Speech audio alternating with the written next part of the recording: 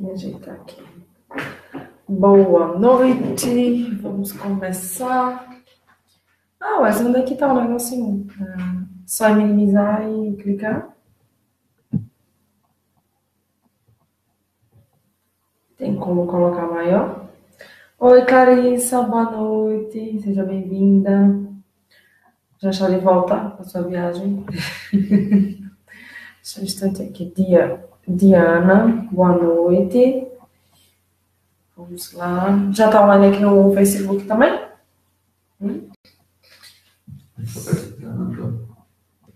Oi? Não se apresentando. Quem chegava se apresentando, por favor, se for a primeira vez. Oi, de volta sim, que bom, Clarice. Vamos marcar nossa reunião online agora. Pensei que você não estivesse lá. Acucaras Du, seja bem-vinda, Tati. Vou se apresentando, principalmente quem for novo aqui. Boa noite, Diana. Nome, cidade. O nome, a cidade. Se é pai, se é professor, se é terapeuta.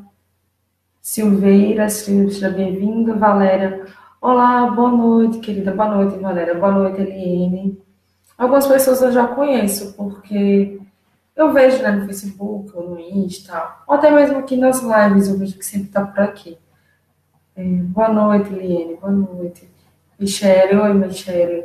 Vou se apresentando, Gleice, seja bem-vinda. Eu já vim em clima de São João. Desenterrei o xadrez, né? Josiara, boa noite. Maria Luísa.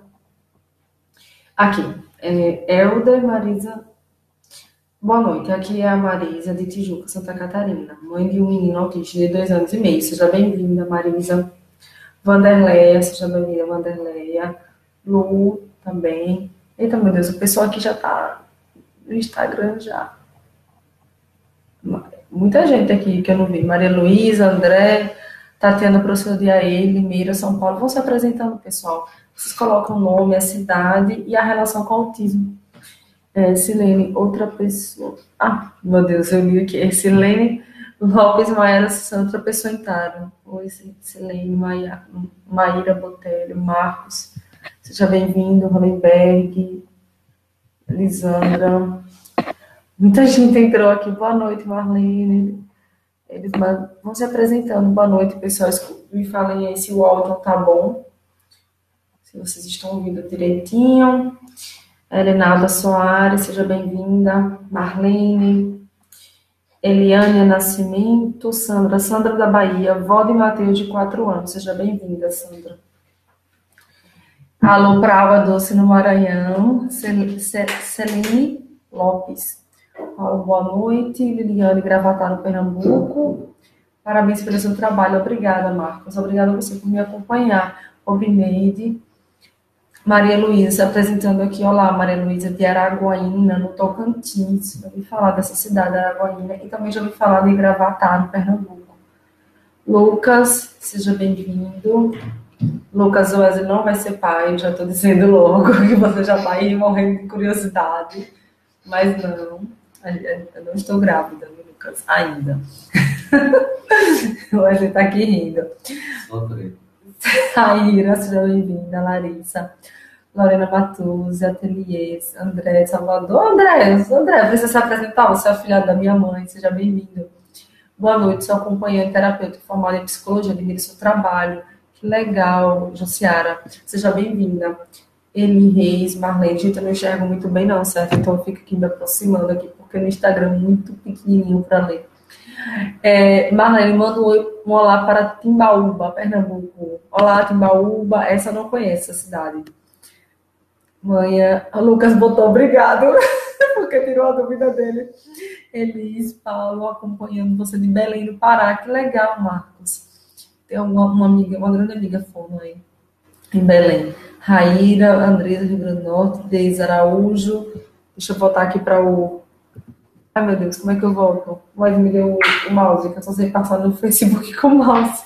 Meu Deus, sou meio lerdinha, gente. Boa noite, me chamo Eliane, sou de Recife, tenho um filho autista, seja bem-vinda, Eliane. Ellen João, 2 anos, Aracaju, olha, Diana é daqui de Aracaju, Nair Lima, o meu convívio com meu filho é Ele saiu pela metade. Deixa eu voltar aqui, vem Roberta, seja bem-vinda. Deixa eu voltar aqui para o pessoal aqui do... Muita gente aqui do Face que eu não vi. Só um instantinho, vamos lá. Uma galera que entrou. Claudete, boa noite. Michele, boa noite. De Brasópolis, Minas Gerais. Seja bem-vinda, Ivana. Oi, sou de BH e mãe do Vitor. Ele é autista leve. Gleciano, boa noite. Marlene de Fátima, Bahia, mãe de Otávio, autista. Wellington, boa noite. Carla, minha filha é autista, mora em Alagoas, aqui pertinho. Euripa, meu nome é Euripa, tenho uma filha de 3 anos que é autista leve, adoro seus vídeos. Que legal, Euripa, fico feliz. Patrícia, boa noite, Patrícia, mãe do Miguel, do Campo de Melo, Minas Gerais. Luciana, boa noite. Deise, boa noite. Deise de Alagoas, tem um filho de 2 anos e 5 meses autista. Ainda não temos o diagnóstico do neuro, mas já estamos nas terapias há 1 ano. Muito bem, também são precoces, né? Esse mesmo diagnóstico. Claudenisa, boa noite. Tenho um filho autista moderado, moro no Ceará. Seja bem-vinda, Claudenisa. Tem Claudenisa e Claudenice. Olá, Carla. Olá. São Gonçalo, Rio de Janeiro, Gleciane. Helder. A Helder falou comigo na semana passada sobre a seletividade alimentar, não foi, Helder? Eu fiquei de ver um ATO, vou gravar uma live com o ATO sobre a seletividade alimentar, que eu tô vendo que você tá com muita necessidade mesmo. Euripa botou, sou de Goiânia, meu nome é Euripa, tenho uma filha diagnosticada como autista leve, fala um pouco sobre o autista leve, vou falar. Claudenice de Jatobá, Pernambuco. Boa noite, São Paulo, Vana. Wellington, cara, manda um oi, eu admiro você trabalhar. Que legal, Wellington, um oi. Só não vi a sociedade, se você falou antes, desculpa, não vi.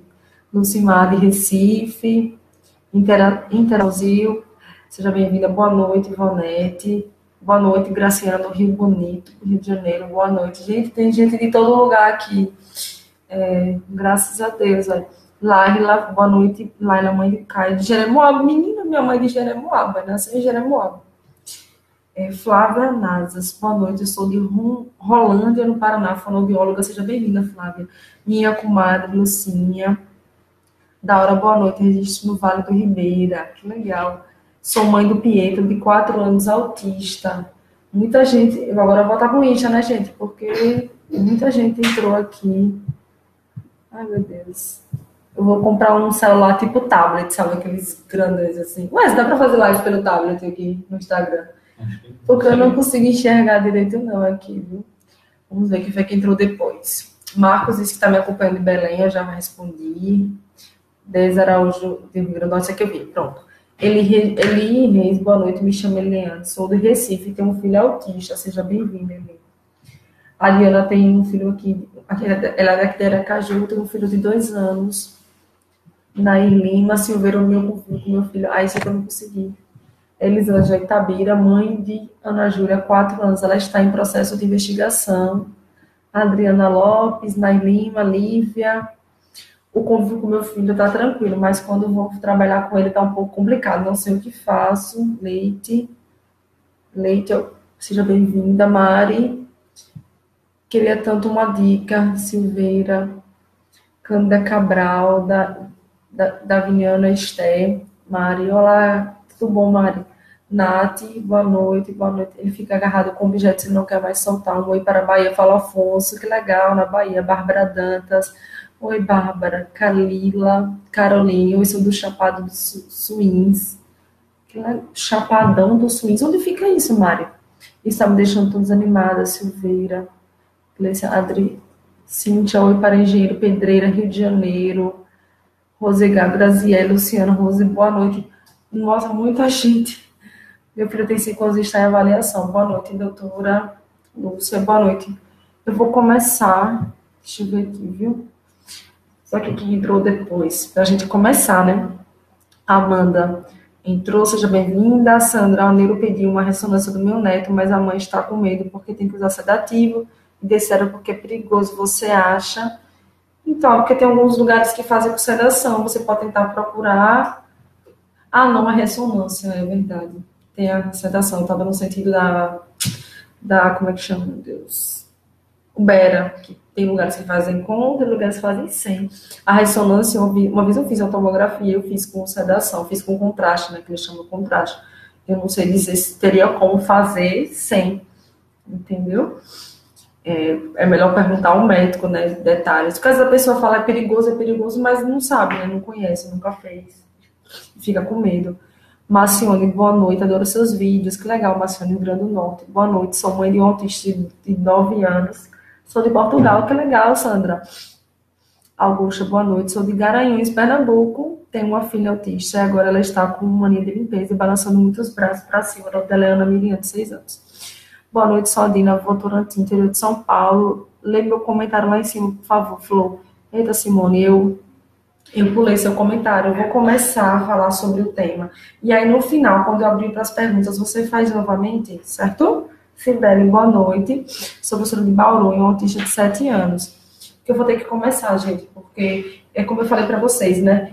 Tem uma semana eu escolho um tema, ou vocês podem sugerir também, né? Claro, para não parecer só eu escolho.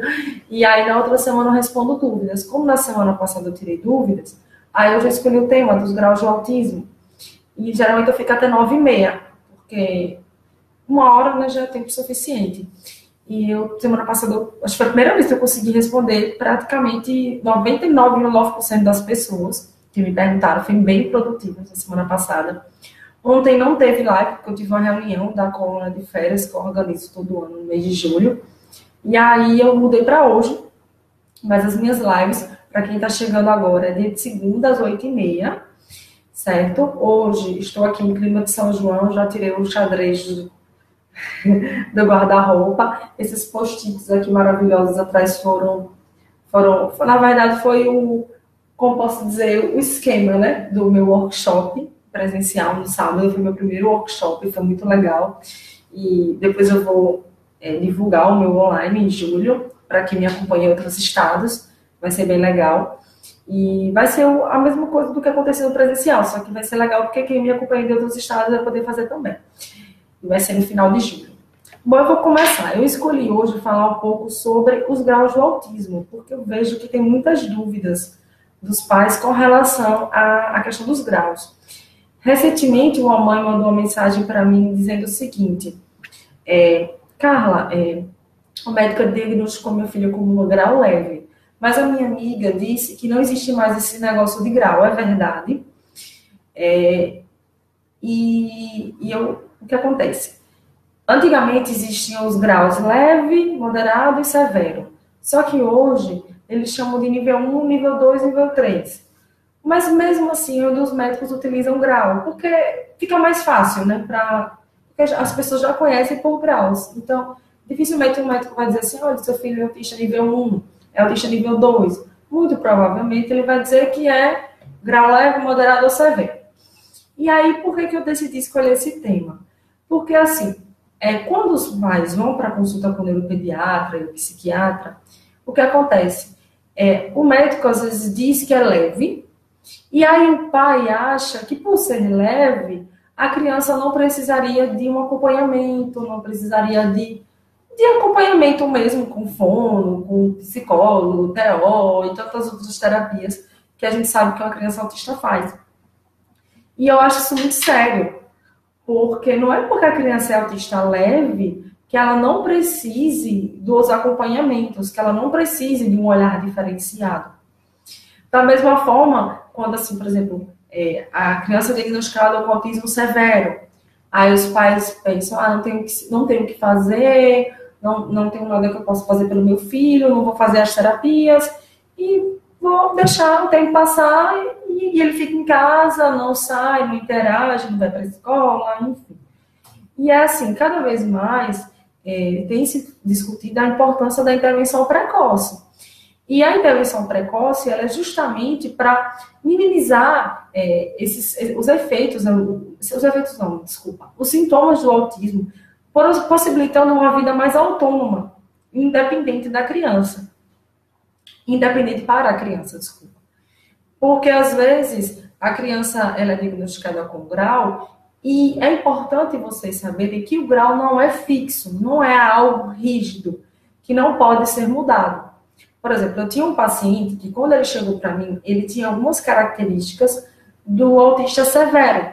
E com as intervenções, ele já está caminhando para o moderado. E assim, às vezes os pais ficam com aquela na cabeça: que o grau é algo fixo e que os filhos vão ser sempre severos, ou sempre moderados, ou sempre leves. E o grau ele não é fixo. Então, para que serve esse grau afinal? Já que, se todas as crianças elas podem desenvolver, então para que esse grau? Alguns médicos não optam por dizer o grau muito cedo, porque às vezes a criança ela pode regredir. Foi o caso de Theo, do Lagarta Vira-Pupa. Não sei se vocês conhecem a história de Andrea. Eu tive a oportunidade de entrevistá-la há 15 dias atrás, lá em São Paulo. Fui na casa dela, conheci o Theo. E aí, quando o filho dela foi diagnosticado, ele tinha 2 aninhos. E o médico disse que ele era leve naquela época. Ele tinha 2 anos e alguns meses, não era o Wesley? 2 anos e pouquinho. E aí o médico disse para a Andrea que ele era leve. Só que aí, quando o Theo completou, se eu não estiver enganada, 4 ou foi 5, ele começou a regredir.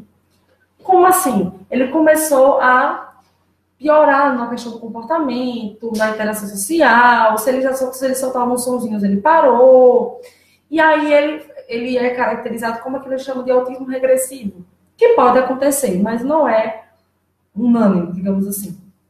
Então, ela não concorda muito que se diga o grau muito cedo. Porque às vezes o médico diz, olha, o seu filho é autista, mas ele é leve. E aí ela acha assim, que pode acontecer com as mães o que aconteceu com ela. Só isso aqui.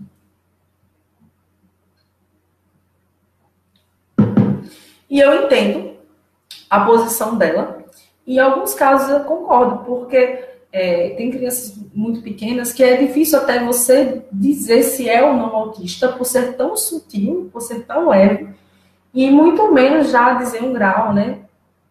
Às vezes a criança ela tem um comportamento de uma criança moderada e ela, com as intervenções, ela começa a evoluir e vai para um grau leve. Isso meio que confunde a cabeça dos pais. Então, não é que não existe mais o termo grau. É porque hoje, no DSM-5, que é o manual, né, de classificação, eles usam nível 1, nível 2, nível 3. E hoje pela manhã, meu marido comentou comigo que ele acaba trabalhando comigo e fica pesquisando muitas coisas de autismo, e ele me disse, olha, Ricardo, o CID-10 foi atualizado para o CID-11. Aí eu, que legal, porque o CID-10 é o Código Internacional de Doenças, que é o código lá que os médicos olham na hora de colocar aquele número F84 para o filho de vocês. E o Brasil, como ele é signatário da ONU, que é a Organização das Nações Unidas, e aí ele segue os critérios da ONU, da OMS, então ele utiliza o CID-10. O DSM-5 é um manual da Associação Americana de Psiquiatria, e ele foi atualizado em 2013. Se não me engano, foi em maio ou foi em março de 2013. Então, lá em 2013, o DSM-5 já estava bem na frente do CID-10. Tanto que no CID-10 ainda existia síndrome de Asperger, síndrome de Rett, autismo infantil, autismo atípico, enquanto que no DSM-5 estava o TEA, o transtorno do espectro autista. E aí isso confundia muito a cabeça dos pais, porque os pais perguntavam, meu filho tem síndrome de Asperger, o que é isso? Aí eu falo, é como se fosse a mesma coisa do autismo leve, né? E aí o CID-10 foi atualizado hoje não, né? Ontem. Foi atualizado ontem. Foi uma das razões que eu quis fazer essa live, um dos motivos. E ele agora é o CID-11, e ele está atualizado e acompanhou o DSM-5, que colocou tudo no transtorno do espectro autista, que antigamente era o transtorno global do desenvolvimento, né? Que era o F84. Aí tinha o F84.0, que era o autismo, F84.1, aí tinha síndrome de Asperger, síndrome de Rett, transtorno desintegrativo da infância, tinha autismo atípico. E agora, com a nova atualização, é tudo um transtorno do espectro autista. E o nome é espectro justamente porque dá uma ideia de espectro. Quem me acompanha viu ontem, que eu postei no meu Instagram, o símbolo do infinito colorido, que é o símbolo do orgulho autista, que foi uma data que foi criada por um grupo de autistas adultos em comemoração à neurodiversidade e você se amar do jeito que você é. São autistas que têm orgulho de serem autistas. Por isso, a data, né? E o espectro, ele é uma gama de cores. E nesse espectro vai desde o aponta, que é o leve, até o severo. Lembrando que esses graus não são fixos, tá, gente? Eu sempre repito isso. Porque às vezes as pessoas se apegam a uma coisa, meu filho ele é moderado, então não adianta fazer terapia, não adianta fazer nada, que ele sempre vai ser moderado. Não é bem assim. Quem está chegando agora no mundo do autismo, quem não sabe nada, quem acabou de receber o diagnóstico e está perdido, eu sempre oriento o livro da Temple, o livro e o filme da Temple. Wesley, pega o livro, por favor. O livro da Temple Grandin, que é o Cérebro Autista, ela conta a história dela.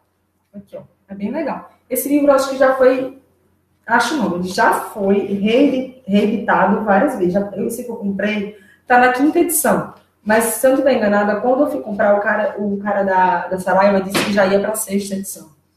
E, assim, ele é sempre atualizado, porque sempre está surgindo coisas novas sobre o autismo. Então, ele tem que acompanhar. E esse livro ele foi escrito pela Temple, que ela é autista, e pelo Richard Penck. Enfim. E eu indico esse livro. E quem gosta mais de filme, tem o filme dela, que é o da Temple Grandin. E aí ela conta a história dela, que naquela época, eu não lembro como ela foi diagnosticada, mas olha aqui que ano que ela foi diagnosticada. Ela tem 70 anos hoje, tá, gente? Ela é viva ainda, ela tem pós-doutorado. 51. Ela foi diagnosticada em 51. Imagina naquela época, né? Porque Léo Kanner falou do autismo em 1940. E 40 e alguma coisa. Eu nunca lembro do quebrado. 1941, 1942, uma coisa assim. Então ela foi muito recente. E naquela época ela foi diagnosticada já com 4 e pouquinho, ela não falava nada. E assim, não tinha o conhecimento que se tem hoje de autismo, e o médico disse que ia internar ela. E a mãe disse que não vou internar minha filha, e foi toda aquela luta, estimulando ela em casa, colocou na escola e tudo. E ela conseguiu né, galgar os degraus da vida dela e se tornar quem ela é hoje. Ela já deu palestra no TED, não sei se vocês conhecem, bote lá no Google, TED. E aí, bote lá, Temple Grandin, você vai ver ela contando a vida dela. E ela explica como é o funcionamento mesmo do cérebro do autista. É bem legal, assim, eu sempre indico. Vocês conhecerem a Temple, vale a pena. Até porque, por ela ser uma autista já com 70 anos, ela viveu muito e ela foi diagnosticada menos de 10 anos depois que Léo Kanner descobriu o autismo. Então, ela foi bem lá dos primórdios e é bem legal conhecer a história da Temple. E aí hoje eu vou falar um pouquinho para vocês sobre os três graus, né? O leve, moderado e severo. Como eu sou uma pessoa muito didática, pelo menos eu tento ser didática e objetiva nas minhas explicações, porque o meu objetivo é que vocês entendam. Então pense o seguinte, isso que eu vou falar para vocês foi a Amanda Pascoal que falou de uma forma muito, muito simples, clara, objetiva e fantástica ao mesmo tempo. A Amanda, ela é uma autista, ela já é uma jovem de 20 e poucos anos, ela faz um curso na área de arte, meu Deus, esqueci o nome agora, lá na Universidade de Brasília. Artes visuais. Acho que artes visuais, isso. Meu marido sempre lembra das coisas, fica aqui do meu lado. E aí ela foi para a UBIAL dar uma entrevista e ela falou que o grau ele está muito ligado à questão da autonomia. Tanto que lá no DSM-5 tem lá, o grau leve seria nível 1, necessidade de pouco apoio, digamos assim. Aí o nível 2, moderado, apoio substancial. E o nível 3, muito apoio. Então seria aquela criança, digamos assim, um severo, que ela não conseguiria ter um grau de autonomia ao ponto de morar sozinha, porque ia sempre precisar de alguém para dar banho, para limpar, para se alimentar, para se vestir. Então, está muito relacionado à questão da autonomia do indivíduo. Tanto que uma vez uma mãe falou bem assim, Carla, meu filho ele estava diagnosticado como grau leve. Só que aí ele cresceu e ele começou a regredir alguns comportamentos. Inclusive, ele passou a não ter mais o controle dos esfíncteres, que é o que segura o xixi e o cocô, né? E aí a mãe vai me dizer, Carla, aí o médico mudou o grau dele de leve para moderado. Por quê? Porque o olhar do médico é muito nessa questão. Até que ponto esse indivíduo é autônomo? Até que ponto esse indivíduo precisa do apoio do adulto para realizar suas necessidades mais básicas, que é o que na terapia ocupacional são chamadas de atividades de vida diária. E aí, por conta que ele não estava mais conseguindo ter o controle dos esfíncteres, ele estava fazendo xixi e cocô na roupa, na escola, em casa, e ele também teve outras regressões do comportamento, o médico colocou de leve para o moderado. Lembra que eu falei que o grau não é fixo? Então, da mesma forma que a criança ela pode sair do moderado e do severo, ela também, da mesma forma que a criança pode sair do moderado e para o leve, ela também pode, do leve, regredir para o moderado, que foi o que aconteceu com o Theo, da Andrea. Ele regrediu, né, e ficou de moderado a severo. Bom, então isso de uma forma simples. Você vê qual é o grau de autonomia do seu filho. Os meus pacientes, a maioria são leves. Porque, não sei quem foi que falou, meu Deus. Eu acho que foi a Maíra Gaiato que falou em um vídeo dela.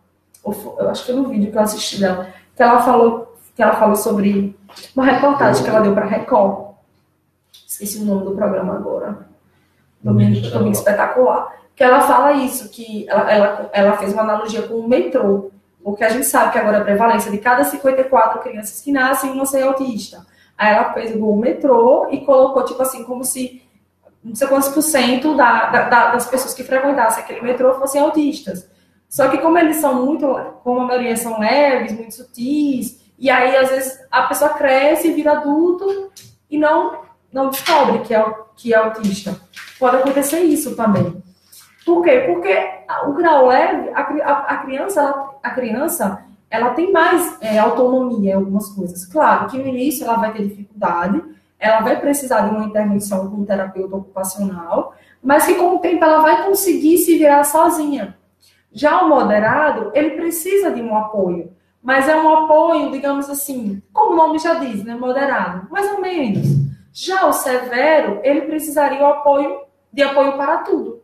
Ele não conseguiria fazer as atividades de vida diária que nós fazemos, que pra gente são coisas simples, como escovar um dente, pentear o cabelo, abotoar um botão, tomar banho sozinho, se ensaboar, lavar o cabelo, calçar o tênis, amarrar o cadarço, deixa eu ver o que mais, coisas que é de vida diária, meu Deus. Essas atividades. Cozinhar não é atividade de vida diária. Não sei, vou perguntar uma teórica. Mas assim, eu acho que não sei. Porque agora eu fiquei na dúvida. Cozinhar, atividade de vida diária. Atividade de vida diária é como se fosse assim. Desculpa, gente, eu fico com sede. É como se fosse assim. São atividades que você realiza, como o nome já diz, no dia, e que você precisa realizar essas atividades para poder se alimentar. Porque meu marido falou que cozinhar. Aí eu falei comer, porque eu sempre escuto. Atividade de vida diária é comer. Cozinhar, não sei se isso seria considerado na vida adulta, né? Porque aí ele teria que... na vida adulta, porque ele teria que... a vida diária? AIVD, Atividades Instrumentais de Vida Diária. São secundárias. São atividades mais complexas. O Wesley disse aqui que é atividades instrumentais de vida diária. Como se cozinhar seria uma atividade secundária da atividade de vida diária. Porque ele falou cozinhar, achei estranho, porque a criança não vai cozinhar, né?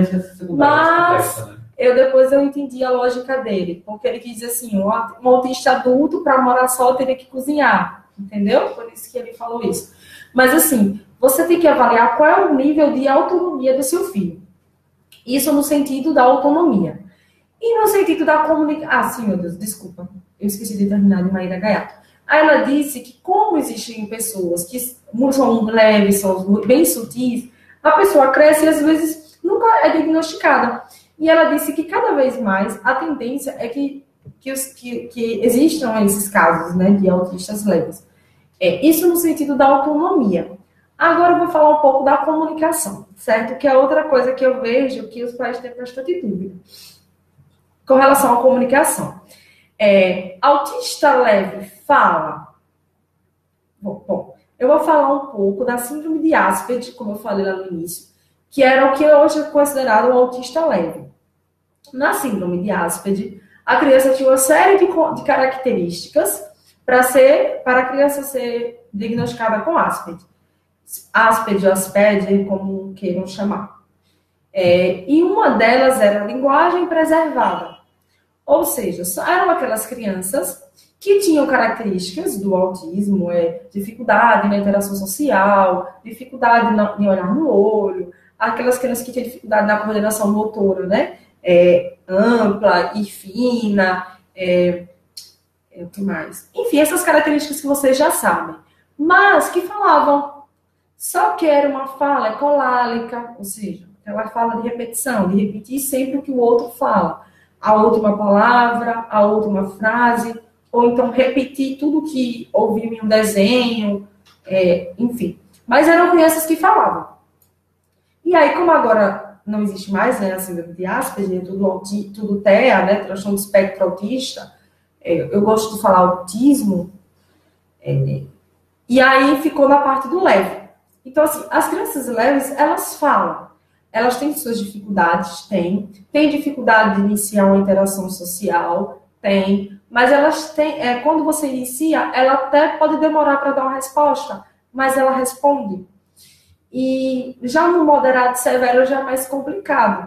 A criança moderada, ela pode soltar um sonzinho ou outro, como o meu paciente, que ele é moderado, que ele tinha características do severo, está indo para o moderado, então ele está começando a soltar algumas palavras, mas ele ainda fala com muita dificuldade. Não é uma apraxia. Você percebe que ele não tem apraxia, mas ele fala assim muito sussurrando ainda, fala muito baixo. Ele ainda tem um pouco de dificuldade para pronunciar as palavras, não por uma dificuldade de planejamento motor, como na apraxia, mas enfim. Já o severo, assim, gente, eu não conheço nenhum autista severo que fale, certo? Geralmente, eles são não verbais. Os moderados podem falar uma coisa ou outra, como esse meu paciente, né, que está começando a soltar algumas palavrinhas agora. No leve, eles falam, mas também tem as suas dificuldades. Ou seja, é uma fala com ecolalia, com repetição, né? Que ecolalia é repetição, repetição da voz do outro. A criança tem a dificuldade, mesmo falando, ela tem uma dificuldade de iniciar uma conversa, de trocar o turno.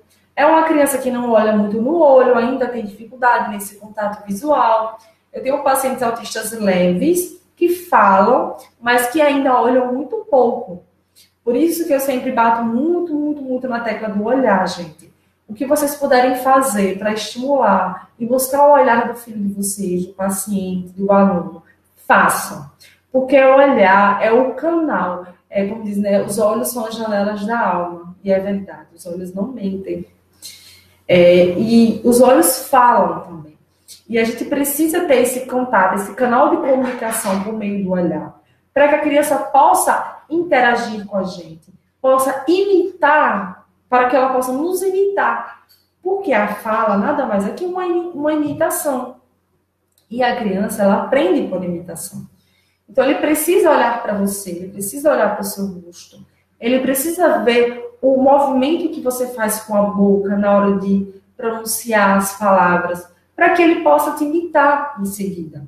E aí você pode utilizar várias estratégias, como eu falei na minha primeira live. Desde músicas, cosquinha, colocar peruca, colocar óculos colorido, colocar chapéu de pirata, nariz de palhaço, passar batom vermelho. Já teve uma fono que falou comigo que comprou um batom azul, achei fantástico. Por que eu estou falando isso? Porque eu percebo que às vezes os pais pensam o seguinte: meu filho é autista leve, ele já fala. Aí pensa que não precisa mais que a criança olhe. Não. A criança, ela precisa olhar. Ela precisa perceber que o outro está ali e que ela está conversando com o outro, que ela precisa ter esse contato. Claro que a gente não vai forçar. A gente sabe que a criança autista tem muita dificuldade. Eu estava conversando com um autista adulto ontem e ele disse: eu tenho muita dificuldade de olhar nos olhos da pessoa ainda hoje. Eu quero olhar, mas eu não consigo. Então, assim, a gente não vai forçar, obrigar a criança, olha para mim e ficar segurando assim. Porque não é legal, né, gente, fazer isso. Mas tentar buscar esse olhar da forma mais espontânea possível. O quanto mais espontâneo for, melhor. Se não conseguir, existem outros meios, né? Que você pode simplesmente... Wesley, drica pelo mundo, drica pelo mundo. O Wesley fica entrando na minha live pelo Instagram do gato. Não sei quem mais besta. Ai, eu me perdi, olha. O que eu tava falando? Espontâneo, olhar espontâneo. Ah, sim. Existem formas de buscar esse olhar mais de forma... ai, meu Deus, fugiu a palavra agora. De forma espontânea, de forma, acho que direcionada. Você pode dar um leve toque no ombro, você pode pegar as duas mãos da criança e levar aos seus olhos, colocar o objeto e colocar próximo aos olhos. Então é importante que vocês façam isso. Mesmo que seu filho seja leve e mesmo que seu filho fale, não esqueça de trabalhar a questão do olhar, gente, é muito importante. Se você não assistiu minha live, a primeira live, eu não sei se ficou salva, Wesley? Poxa, porque foi a primeira, gente, eu não sabia como gravar ainda. Mas aí eu posso gravar uma outra live. Tá no Facebook separado. Ah, tá no Facebook, tá no Facebook. No YouTube que não tá, e no Insta. No Insta também não fica só, né, só porque é 24 horas, mas enfim. Então, e os pais que têm filhos moderados e severos também têm a questão do olhar. E por que o não verbal? Ah, ele não fala, meu filho é severo, ele não vai falar, não sei o quê. Você tem que continuar, assim, trabalhando a questão do olhar, até para trabalhar a questão da compreensão. E também, gente, a fala é só uma das formas de se comunicar. Existem muitas outras, um olhar, um sorriso. Então, você tem que continuar estimulando o olhar do seu filho, independente do grau, para que ele possa olhar, compreender. Ele pode balançar a cabeça dizendo que não, balançar a cabeça dizendo que sim, entendeu? E também existe a comunicação alternativa, tá, gente? Que eu posso depois gravar uma live sobre isso também. Existem outras formas de se comunicar, que é a comunicação alternativa. Caso seu filho ainda não fale e você deseja dar uma voz para o seu filho. Bom, eu vou ver se eu esqueci alguma coisa aqui, e aí eu vou lendo algumas dúvidas. Diga. Viu? Bom, só recapitulando, tá, gente? Eu fiz aqui uma tabelinha só para eu recapitular, para ver se eu não esqueci de nada. Depois eu abro os últimos 15 minutos para pergunta. Eu vou responder as perguntas de quem mandou agora no final. Porque se for para eu voltar, todo mundo não vou conseguir. E o Instagram 9h30 termina, porque ele tem um tempo. E aí vocês mandem as perguntas de novo. Caso eu não consiga visualizar, não se preocupe, que segunda-feira que vem eu vou estar aqui só para tirar dúvidas. Porque é uma segunda de dúvida e uma segunda de tema. Certo? Então, vamos lá. Recapitulando, na questão da comunicação e interação. O nível 1 é aquela criança que ela precisa de um apoio e são crianças que têm dificuldade de iniciar uma interação social. E as respostas são inconsistentes, ou seja, não tem uma certa constância. Às vezes você pergunta, a criança responde na hora. Às vezes você pergunta, a criança não responde. Entendeu? Mas não quer dizer que ela não responda, mas de forma inconsistente. Aparentemente não tem interesse em se relacionar. Então, é aparentemente. Então, são aquelas crianças que aparentemente são indiferentes, não têm interesse. Mas se você inicia uma interação, ela até interage com você, principalmente quando ela constrói um vínculo com você. Então, isso é muito importante. Então, ela, mesmo sendo leve, a criança ela precisa de ajuda para iniciar e manter uma interação social, tá bom? O comportamento inflexível, isso é muito comum, né, no autismo. Hiperfoco, quando gosta de uma coisa, fica muito tempo focado naquilo, e às vezes a criança até fala, mas você está perguntando as coisas, ela está focada na atividade, ela não está prestando atenção no que você está falando. E resistência à mudança de rotina, que é muito comum no autismo também. Tem algumas características aqui de comportamento que são comuns nos 3 graus, que eu botei a tabela em comunicação, interação e comportamento. Nível 2, de forma resumida. Tem um déficit notável nas habilidades comunicativas, então a criança que realmente tem muita dificuldade na questão da comunicação, geralmente são crianças que não falam ainda, que falam pouquíssimas palavras, um acentuado prejuízo social e respostas reduzidas ou atípicas. Então, se no nível 1 a criança tem resposta inconsistente, No nível 2, ou moderado, as respostas são praticamente reduzidas ou atípicas, ou seja, uma vez, não é um padrão típico. Acontece uma vez ou outra, quando a criança emite algumas palavras. Na questão do comportamento, evita a mudança na rotina, que isso é muito comum no autismo. As pessoas de fora já percebem que a criança tem algo de diferente no comportamento, é bem visível, assim. E dificuldade de mudar o foco também, né? O nível 3, que seria o nível severo, aí o nome já diz, é severo. Então, severos prejuízos na comunicação social, que engloba a interação e a linguagem, e grande limitação inicial na interação. Então, são crianças que têm muita dificuldade de iniciar a interação social. Se no nível 1 ou leve, a criança aparentemente não tem interesse em se relacionar, mas que quando você busca, ela engaja. No nível 2, tem um acentuado prejuízo. Mas no severo, é uma grande limitação em iniciar uma interação social. E no quesito resposta, às vezes não tem nenhuma resposta. Então, se no leve as respostas são inconsistentes, no moderado são reduzidas ou atípicas, e no nível 3, há praticamente, às vezes, nenhuma resposta. Nem verbal e nem não verbal. O comportamento inflexível também, como nos outros, uma extrema dificuldade com mudança na rotina. Então, veja, são coisas que vão o nome já diz, leve, moderado e severo. Se no leve tem uma resistência à mudança de rotina, no moderado ele já tem essa dificuldade de mudar. No severo, ele tem uma extrema dificuldade na mudança de rotina. Estereotipias com vários contextos, alto nível de estresse e autorresistência também, mudar o foco, enfim. Então, isso foi um resumozinho aqui, uma tabela que eu fiz, só para ver se eu não esqueci de nada. Agora, esses últimos 15 minutos, eu vou tentar responder as dúvidas, as últimas que vocês me mandaram, certo, gente? Porque não vai dar para voltar, não. Vamos lá. Deixa eu ver aqui. Quem já mandou as perguntas? Vamos lá. Vamos lá. Deixa eu ver. Certo. Mirela é professora, sempre está aqui me acompanhando. Ela está perguntando aqui a voz alternativa, qual que é? Não é voz alternativa, Mirela, é comunicação alternativa. Eu não sei se você já ouviu falar do PETS. É um tipo de comunicação por troca de figuras. De Libras é uma forma de comunicação também, viu, gente? O autista também pode usar Libras. Desculpa, que eu falo muito e fico com sede. Existem softwares de comunicação também, ou seja, pelo computador. Então, existem outras formas alternativas de comunicação. Depois eu vou falar sobre isso. Euripa botou, me responda. Vou responder, Euripa. O autista leve aprende normal? É alfabetizado normalmente? Como é o adolescente autista leve? Olha, Euripa, os meus pacientes que são autistas leves, uma já está sendo alfabetizada, ela tem 7, o outro já está aprendendo.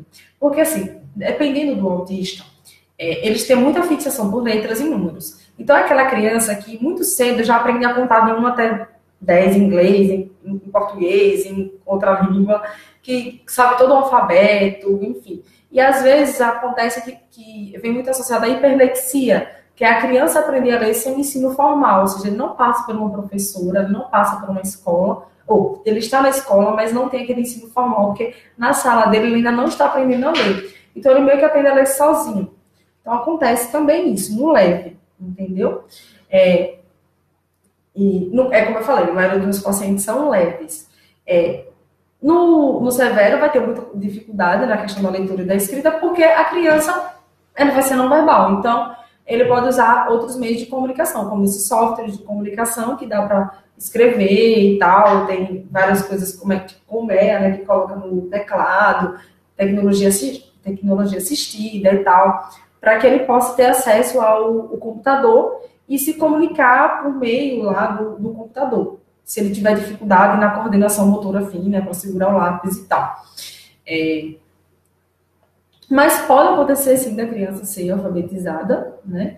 Agora, assim, não é um padrão, assim, que vai ser igual para todas as crianças. Tem crianças que podem aprender a ler sozinhas e tem crianças que não, que demoram mais tempo. Porque são crianças, por exemplo, minha paciente 7, ela tem muita resistência em pegar no lápis. Então, era uma criança que ela demorou para escrever porque ela não aceitava pegar no lápis. Então, a gente começou com a massinha, começou com areia, começou com um quadro mágico, começou com tinta guache pintando a dedo, começou de outras formas para depois chegar no lápis. Então, tem que respeitar também o tempo da criança. Quer dizer, a criança tem uma resistência mesmo.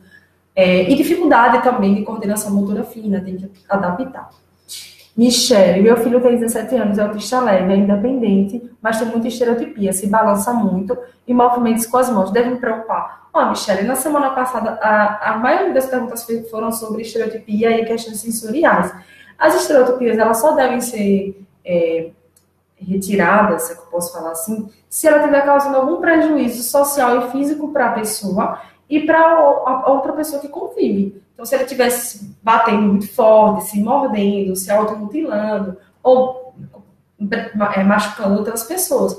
Mas, tirando isso, ele está se autorregulando, ele está se acalmando. Geralmente, meus pacientes, eles estereotipam quando eles estão irritados ou quando eles estão felizes, ou entediados também.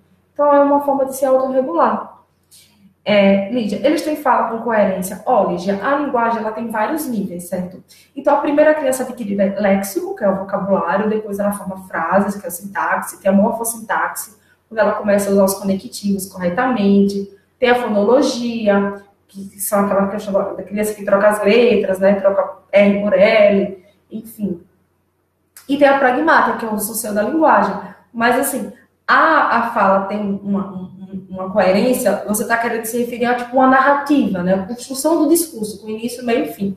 É um nível mais avançado, mas é possível. Eles vão ter algumas dificuldades, porque o que acontece? Às vezes, eles mesmo sendo leve, como eu falei, eles têm ecolalia, entendeu? Isso atrapalha um pouco. E outra coisa também, às vezes, a criança pode ser monotemática. Então, aquela criança, como eu já atendi um autista leve, que só falava de dinossauro. Então, ele consegue falar bonitinho, contar toda uma história, uma sequência. Tia, meu pai comprou um livro e eu li o livro do dinossauro e não sei o quê, mas ele fica só falando do dinossauro, entendeu? Então, você vê que há um prejuízo na comunicação, apesar da fala estar presente. Fabiola, meu filho tem problema sensorial na escola, tem várias crises. Você tem alguma dica de como dar uma melhorada nisso? Fabiola, seria importante que ele fizesse acompanhamento com uma terapeuta ocupacional, com uma integração sensorial. Eu sempre falo isso aqui.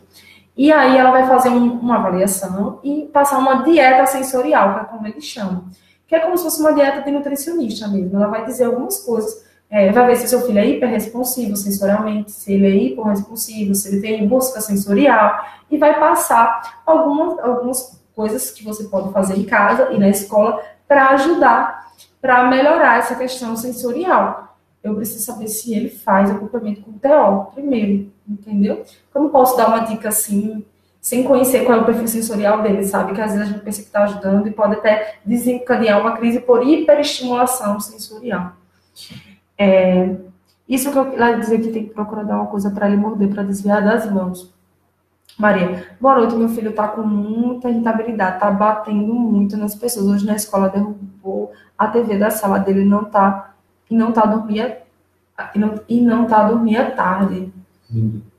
Não está dormindo à tarde, né? Então eu tenho que ver, Maria, o que foi que aconteceu, que causou tanta irritabilidade, às vezes uma pequena mudança no contexto, né, na dinâmica familiar, alguma coisa na escola, uma mudança repentina, e ele pode... A Fabíola botou, faz TO sim.